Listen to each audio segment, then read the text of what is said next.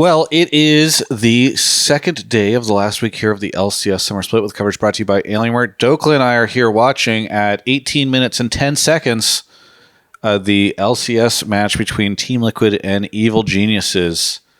What do you think? You just said something. Will you repeat what you said on camera, Dhokla? Summit died Summit died in the side lane. I just have not seen that out of him that often, so it was surprising. Yeah, it happened moments before our interview started. Oh, shocking moment in time. Wow, you're surprised? Yeah, I mean, I'm surprised this game's like that close. To be honest, like, but in which direction? Either direction, I think. Like, I don't know. You just feel like this should be a stoppy game for either team? Kind of, yeah. What? But aren't they like fairly even? They're tied in the standings. Yeah, I guess they are evenly matched. Or no, I guess they're not. I think Energy was tied with TL, but whatever. Yeah, they're right next to each other. Yeah. Well, I mean, this game is a bit like, I don't know, it'll probably be a barren fight that ends it. All right. Well, that's the prediction. We'll see how things go. Regardless, let's talk about how Energy's been, because you guys have been on a we're on a pretty good win streak. Yeah. What's been going on behind the scenes? I don't know exactly what went behind the scenes, even though I was there. I think we just kind of rallied as a team and just started playing better, listening to each other more, trusting each other.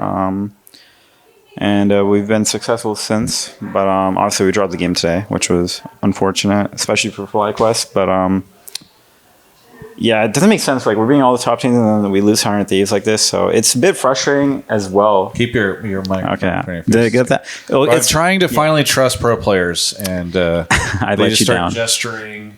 They like move their head around, not talking in front of it. It's fine. Okay, continue. Yeah, you were lamenting your loss. Yeah, so it feels really bad. Like, one moment you beat C9 and you're losing to 100 Thieves, who are like not as strong of a team, but so figuring out that consistency is going to be really important, especially in a best of 5. So like, we don't like just flop a series and make it really hard on ourselves. Yeah. Well, it's only one loss, and you guys did have a really good streak going.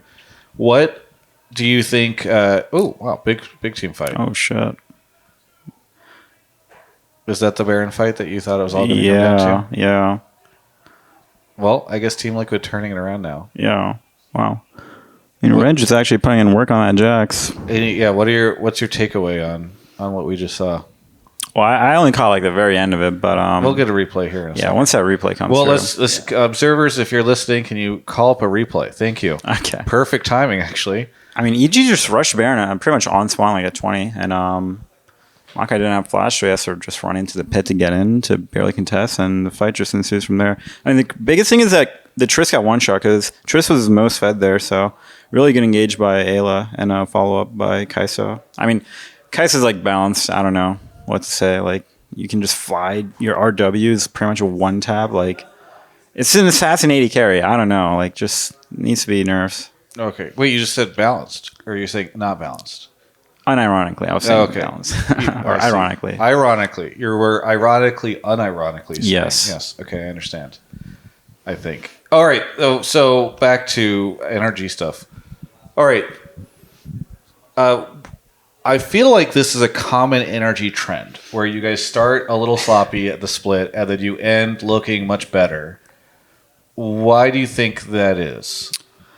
I think part of it has to be with that we added 2 new players to our team, so we didn't fully integrate them yet. Yeah, but I said trend. Yeah, it is a trend. You just did that this split. Yeah, I mean, honestly, I don't know. I guess we kind of warm up to the split, I guess. Be in terms of like scrims. I think our scrims progressively get better as the split goes on, like from like COG as well. So I don't know. It's not a good trend to have. But it is the case, and it's also like your emotions are going up and down when you're losing to the teams you think you should be, and you're winning against teams you shouldn't. So you don't know exactly where you stand.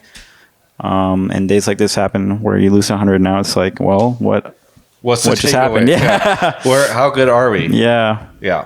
I mean, they've been on a little bit of a swing up, right? Like, they were slumping last weekend too, so maybe you're just catching them on a good day for them. Yeah.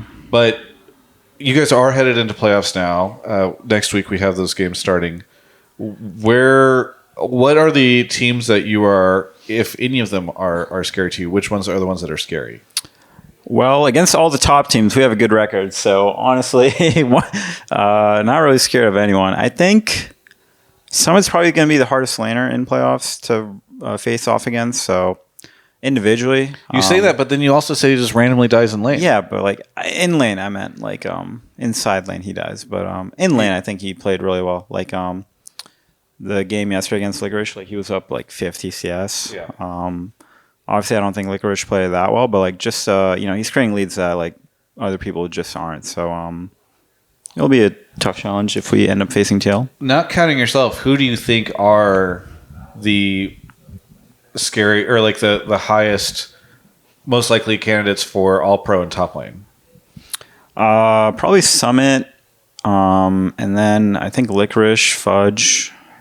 You think Summit by far is the top? Well, in terms of laning, I mean, if you count out of lane and TL's like mid game decision making, like obviously that's going to fluster. But in terms of like pure laning skill, I think he's the clear number one. And Gotcha. then after that, I think Licorice had a pretty good split. Do you think Fudge is Fudge doing had a shaky split. Like he had some good games, but and then in our game, he had some like shaky decision making. But I mean, Revenge is having a good split as well. So I could see, I mean, kind of anyone making it. I mean, someday, in terms he was playing kind of well one week. Well, I don't count. Yeah, scrims. I know. But I mean, Rich too. Like everyone had like their moments of doing like really Yeah. well. So And you kind think, of but it just sounds like you think Summit's the only one that's been consistent.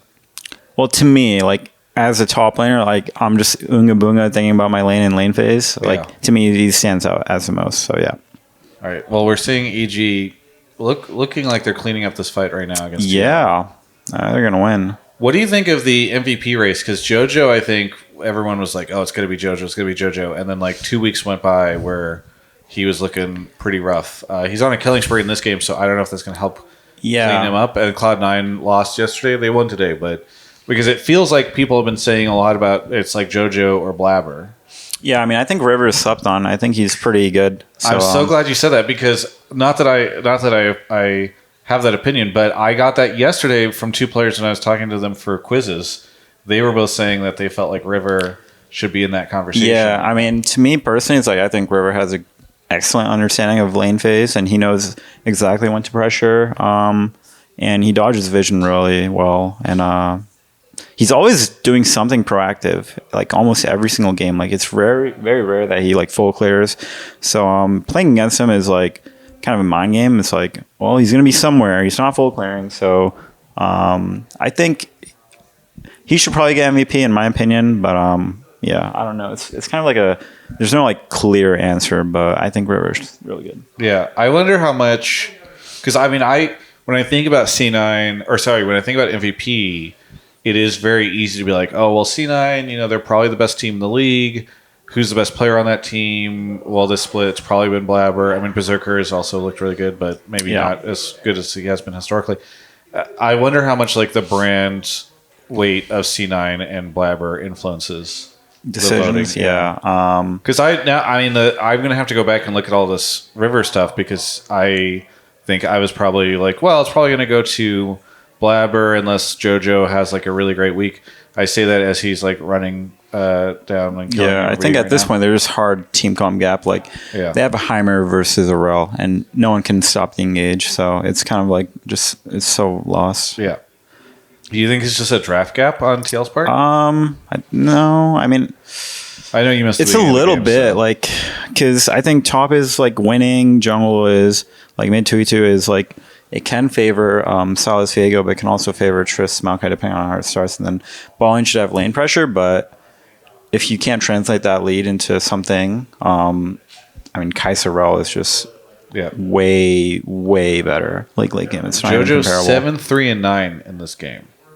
Yeah, but I mean, he kind of got like the skirmish kills, and that's kind of how it ended up. I didn't see how the lane phase went, but AP was fed at one point. Like he was chill, like 50 CS up. Yeah. So I mean. I think it's a bit of a team comp gap, but well played to EG, like finding the skirmishes, because that's what they need to do to win this game. Yeah. All right. we when I asked you who are you afraid of in playoffs, you gave me top laners. Yeah. But I was actually asking about teams. Oh, honestly, I'm not really afraid of anyone because I think because you said you've beaten most of the top teams. Yeah, I think it just comes down to like, are we gonna play well as a team, be decisive, or just like like it kind of just depends on which energy shows up, and obviously it's not a good feeling when you don't know how you're gonna perform on the day. So just gotta figure that out within the next week. Yeah. All right. Well, I get. You know what? The last question I have for you is because I don't think I did a good job of covering this over the course of the split. How has the bot lane integrated into the team? How have you felt about it over the course of the split? I think we're in a really good spot right now. Or after our our streak of I think we were 6-1 or something. It's been good. I think the vibes were really positive. Everyone's very communicative with each other. A lot of trust between everyone, so I think we're in a really good spot right now. Nice. All right. Well, good to hear. Anything you want to say to any of the fans out there?